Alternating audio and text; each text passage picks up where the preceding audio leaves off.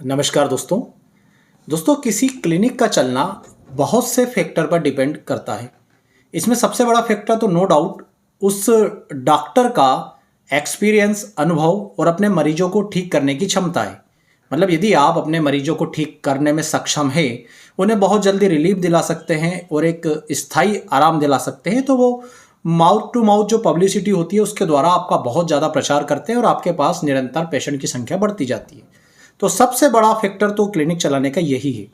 परंतु दोस्तों, इसके अलावा भी बहुत सारे छोटी छोटी चीज़ें हैं जिनका ध्यान एक नए होम्योपैथिक डॉक्टर को अपनी क्लिनिक खोलते समय जरूर रखना चाहिए। क्योंकि जब आप नए होते हैं, आपने नई नई क्लिनिक खोला होता है, तो ये जो मैंने आपको बोला कि आपके रिजल्ट और माउथ टू माउथ जो पब्लिसिटी होती है, ये तो शुरुआत में होगी नहीं।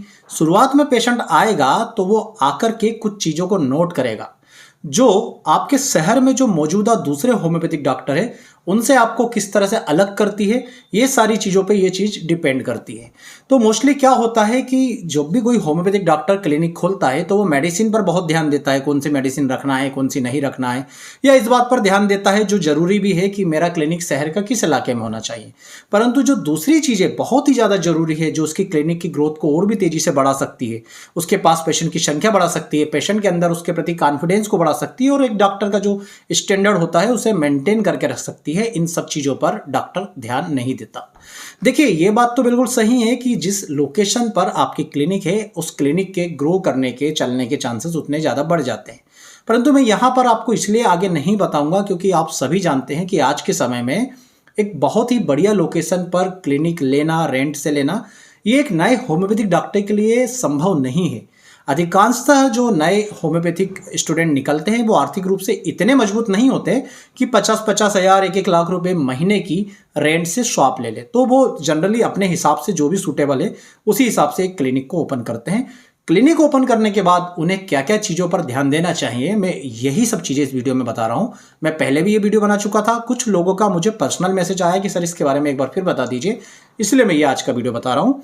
तो ये दूसरे कुछ कारक है जिनके बारे में मैं आपको बता रहा हूँ। इसका पहला कारक आपका स्टडी, आपका अनुभव, आपको सही तरीके से पेशेंट से बातचीत करना, आपका एटीट्यूड, आपका नॉलेज, ये सब चीज़ें तो आपको मतलब मेंटेन करके रखनी पड़ेगी। दवाइयों की पूरी लिस्ट और दवाइयों की शॉर्टेज ना हो, ये सारी चीज़ों को आपको ध्यान रखना पड़ेगा। बाकी जो दूसरे छोटे से फैक्टर्स हैं उनके बारे में चलिए मैं आपको आगे बता देता हूँ। तो दोस्तों, ये वो छोटी छोटी चीज़ें हैं जिनका आपको ध्यान रखना है, जिनसे आप अपने पेशेंट को इम्प्रेस कर सकते हैं और उन्हें बार बार अपने क्लिनिक पर बुला सकते हैं। तो सबसे पहले देखिए, जब भी पेशेंट आता है आपने अच्छी क्वालिटी की दवाई रखी और दवाई आपको बनाना है। मैंने देखा है कि बहुत सारे लोग क्या करते हैं कि दवाई बनाने के लिए, देखिए यहाँ पर ये आपको कुछ बाटलें दिखाई दे रही होगी। अब बहुत से मरीज को जब डॉक्टर लोग दवाई देते हैं तो दवाई की बाटल दोस्तों इतनी घटिया क्वालिटी की यूज़ करते हैं कि मरीज को पहले इंप्रेशन में ऐसा लगता है कि ये तो बहुत ही हल्का डॉक्टर है। आप यहाँ पर देखेंगे तो ये 30 ml की बाटल है। आपको देखिए मेरे पास कितना वेरिएशन मिलेगा। ये भी 30 ml की बाटल है।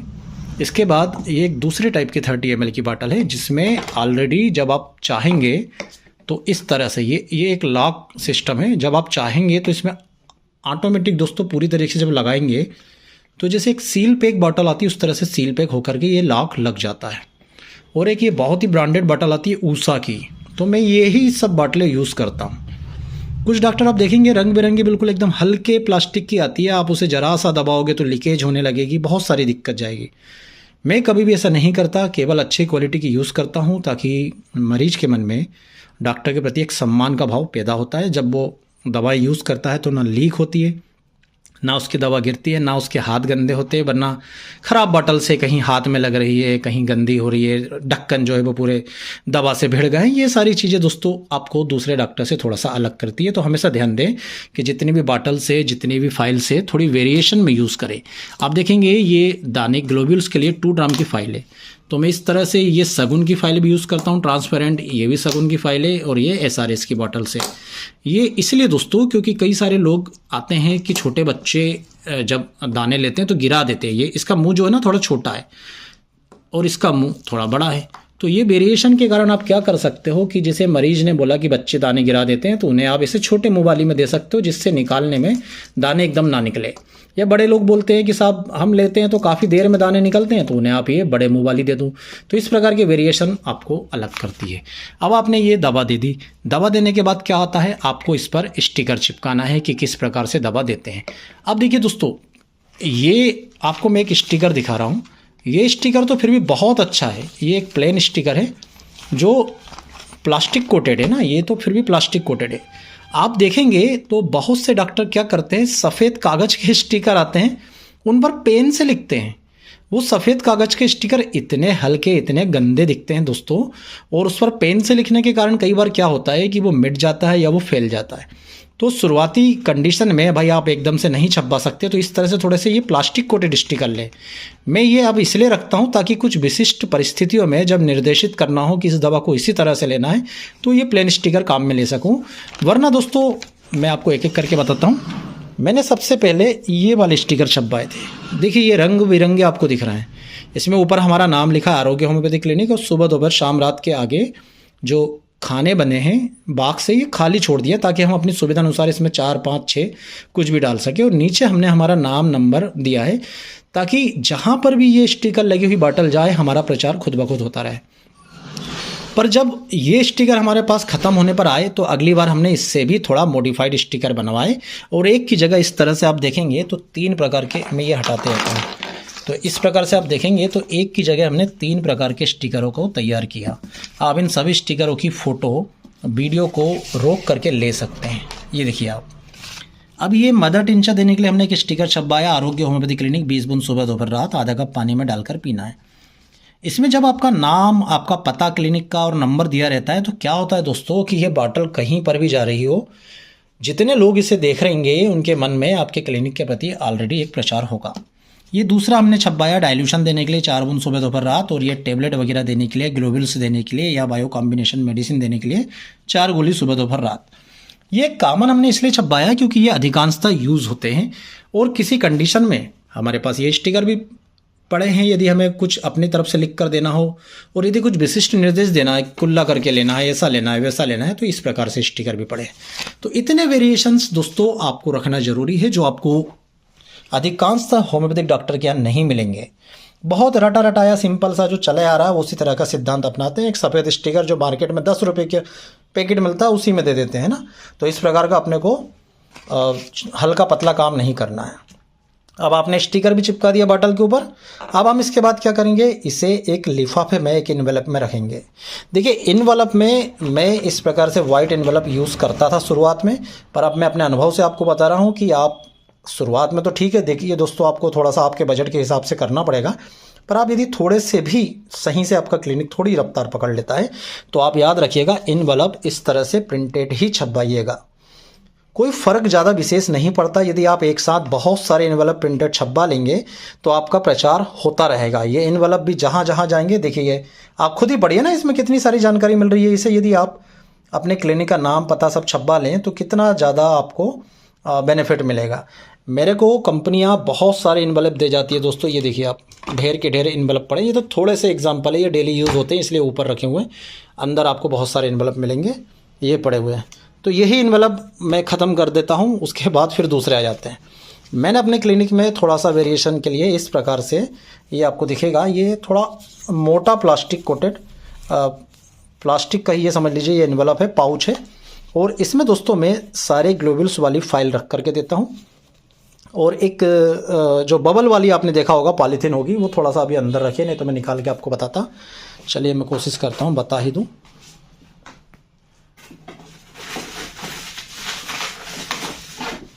ये देखिए आप, ये इन वाला, ये जो है ना, ये बबल वाले पाउच हैं। अब ये पाउच आपको कहाँ से मिलेंगे, तो दोस्तों आप अपने शहर में जो मोबाइल बेचते हैं उनसे संपर्क करना और उनसे आप जो है ये पाउच ले सकते हैं। मैं उनसे पाउच ये ले लेता हूँ।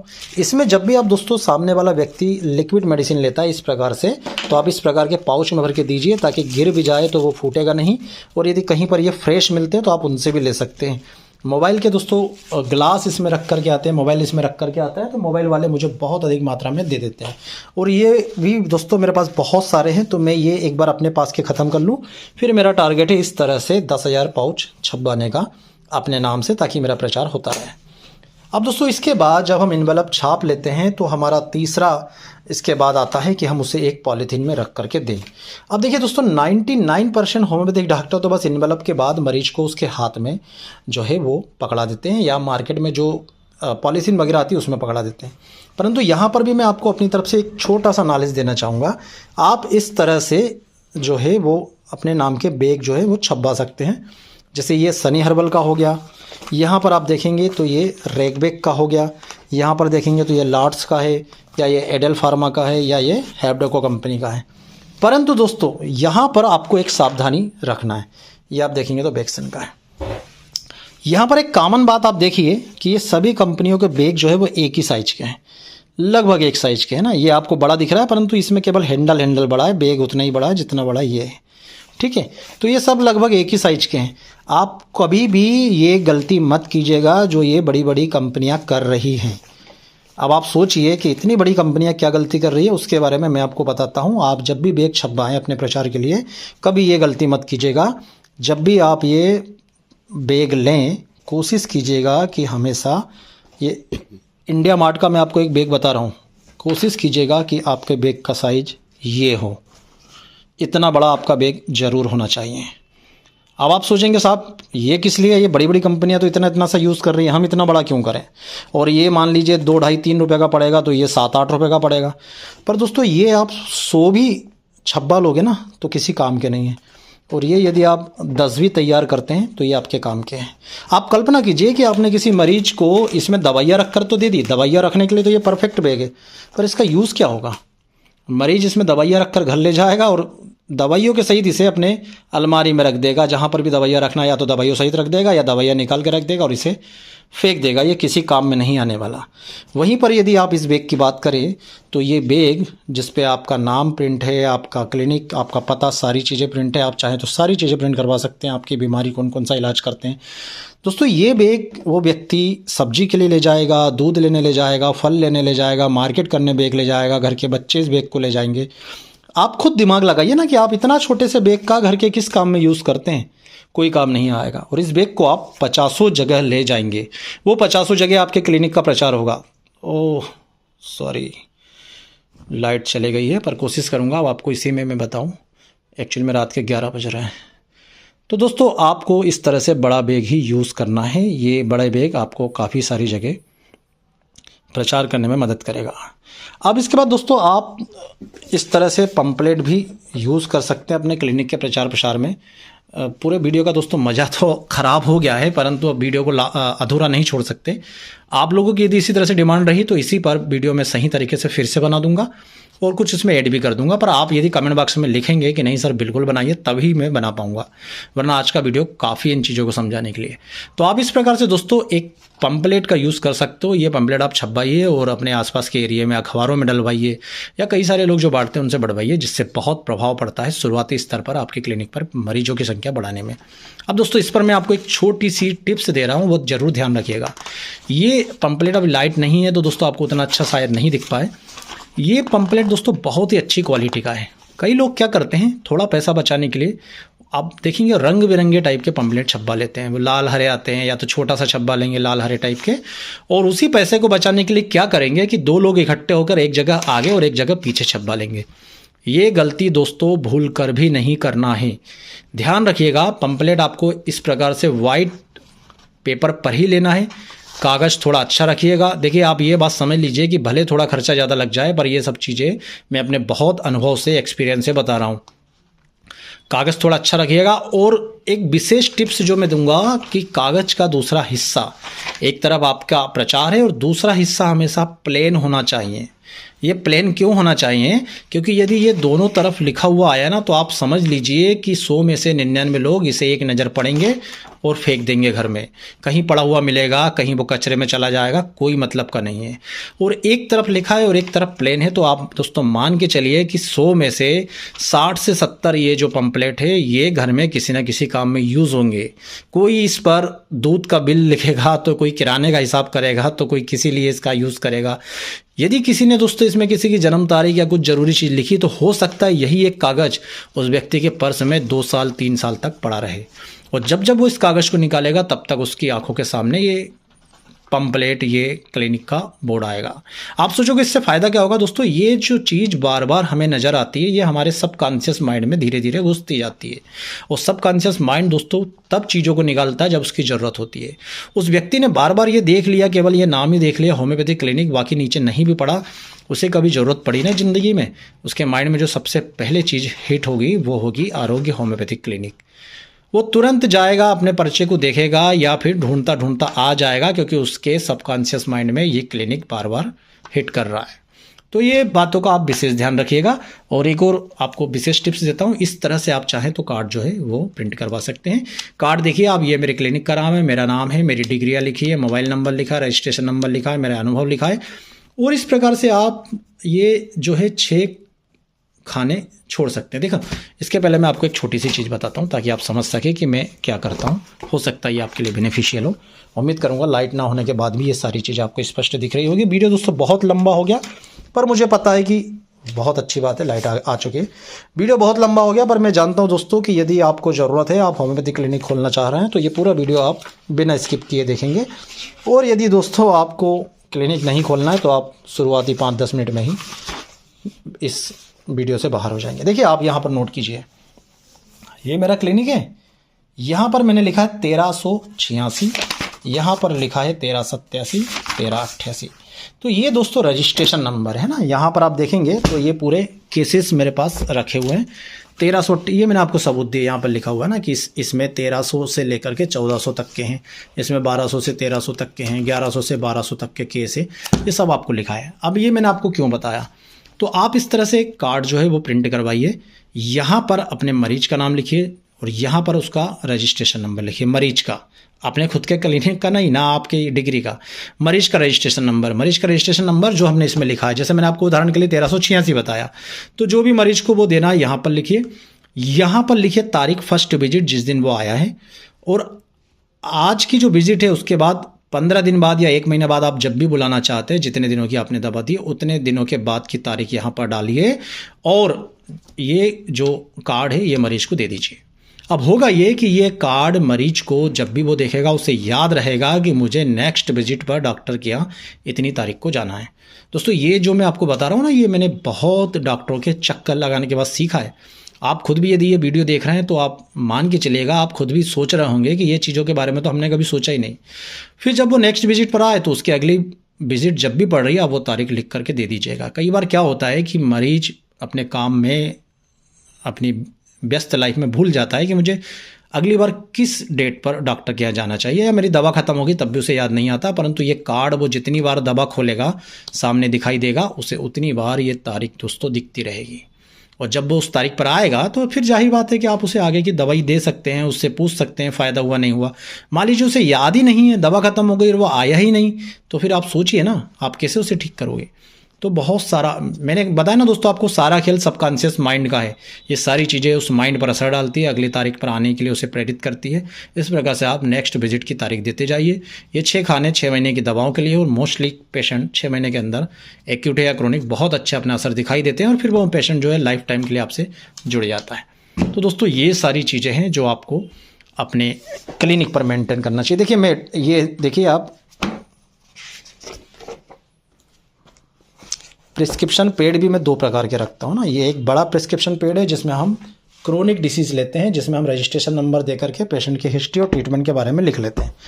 और एक ये छोटा सा पेड है, इसमें ना हम कोई रजिस्ट्रेशन नंबर लिखते हैं ना कुछ चीज़ लिखते हैं। बहुत सारे मरीज जो केवल एक्यूट केसेस के लिए आते हैं ना, एक्यूट केसेस के लिए आते हैं, तो यहाँ पर उनको प्रिस्क्रिप्शन दे करके अपने पास से दवाई दे देते हैं। एक्यूट केस है, फीवर के लिए आया, कोल्ड के लिए आया, कफ के लिए आया। अब बहुत सारे होम्योपैथिक डॉक्टर उसको प्रिस्क्रिप्शन नहीं देते। अरे भाई शान से दीजिए, बिल्कुल शांत से दीजिए, तब तो उसे पता चलेगा कि आप पढ़े लिखे डॉक्टर हैं। आपका ये पर्चा वो 10 लोगों में दिखाएगा, उन 10 लोगों को पता चलेगा। आपने मेडिसिन भी तो एक्यूट वाली दी ना, वो तो वैसे ही 4-5-6 दिन में ठीक हो जाएगा। तो आपको कोई टेंशन थोड़ी है कि अगली बार ये दवा वो बाहर से ले लेगा। एक्यूट डिसीज़ का पर्चा देने में दिक्कत क्या है? हम तो क्रोनिक डिसीज़ का भी पर्चा दे देते हैं। पर आप इस प्रकार से एक एक्यूट केस के लिए और एक क्रोनिक केस के लिए अलग अलग प्रिस्क्रिप्शन पैड जरूर मेंटेन कीजिए। ये सभी चीज़ें दोस्तों आपको ज़रूर आजमाना चाहिए। ये आपकी प्रैक्टिस में 4 चांद लगाने में बहुत सहयोगी होती है। हमेशा ध्यान रखिएगा, चीज़ें हमेशा अच्छी क्वालिटी की यूज़ कीजिएगा। मेरे ग्लोब्यूल्स से लेकर के, फाइल से लेकर के, लिक्विड बॉटल से सारी चीज़ें दोस्तों मैं A1 क्वालिटी की यूज़ करता हूँ, कहीं भी समझौता नहीं करता हूँ। उम्मीद करूँगा वीडियो में दी गई जानकारी आपको पसंद आएगी। तो इसी प्रकार के ज्ञानवर्धक वीडियो देखने के लिए हमारे चैनल से जुड़े रहिएगा। वीडियो को लाइक कीजिएगा, चैनल को सब्सक्राइब जरूर कर लीजिएगा। आप सभी का बहुत बहुत धन्यवाद। जय हिंद, वंदे मातरम।